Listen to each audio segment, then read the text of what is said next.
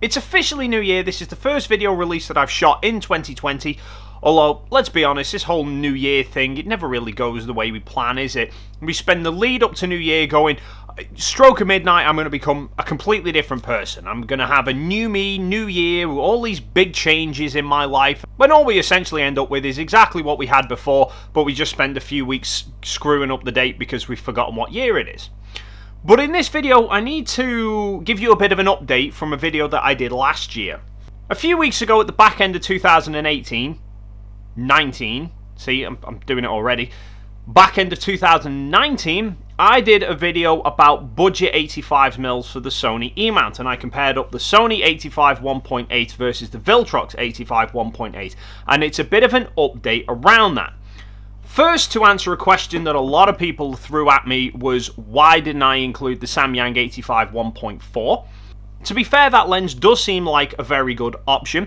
A couple of reasons why I didn't include it. Firstly, that video that I did was more supposed to be a review of the Viltrox and just comparing it up to the Sony because the Sony's the obvious direct competitor.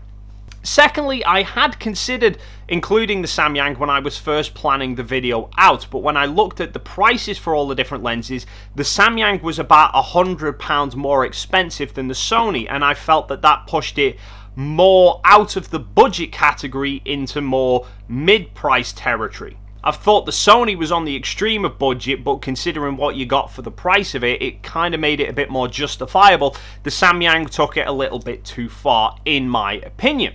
However, it seems that since I did the research of the cost of those lenses, the price of the Samyang has actually come down to below what the Sony cost. So perhaps I will try and get a hold of the copy of the Samyang in order to do a three-way title fight, but when I've checked the lens rental websites at the moment, nowhere seems to be stocking the Samyang 85 1.4, so that'll just have to wait, unfortunately.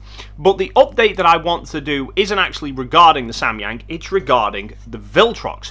Because in comparing it up to the Sony, what I found is the image quality isn't quite as good as the Sony in terms of sharpness, but the bokeh, the autofocus rendering does actually look a bit nicer.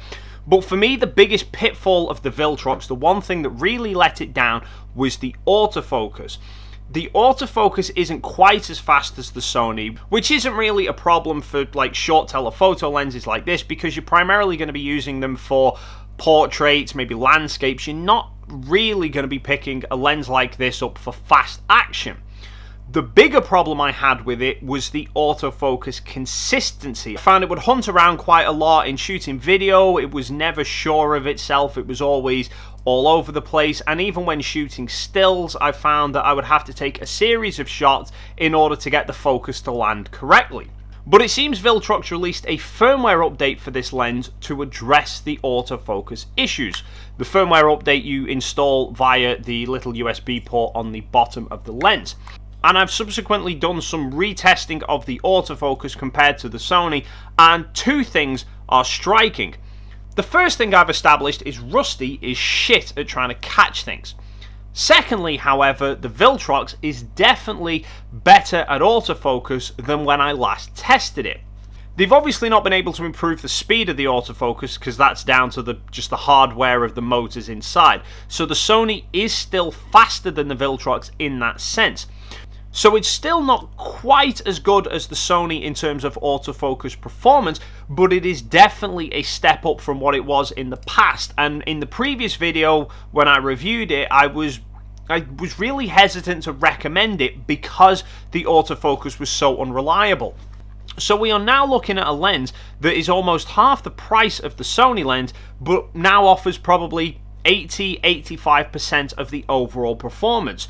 So prior to the firmware update, I would have said for anyone considering this lens, it might have been worth saving the little bit extra and going for the Sony or maybe the Samyang. But now I would say for £300, this lens is a really good budget option for people who are just starting out, maybe want to dabble with the 85mm focal length and can't justify spending the £500+ on the Samyang or the Sony. But that pretty much wraps it up for this video, guys. I just wanted to give you a little bit of an update, a follow-on from that review video, because obviously circumstances have now changed. So does this change your opinion of the Viltrox? Are you going to consider buying it, or are you not? Leave your thoughts and comments in the box down below. While you're down there, if you haven't already, please consider hitting the subscribe button. And there is also a link to my Patreon account where you can go and get some exclusive behind the scenes content and prize giveaways as well. Thank you so much for stopping by, and hopefully I will see you in the next video.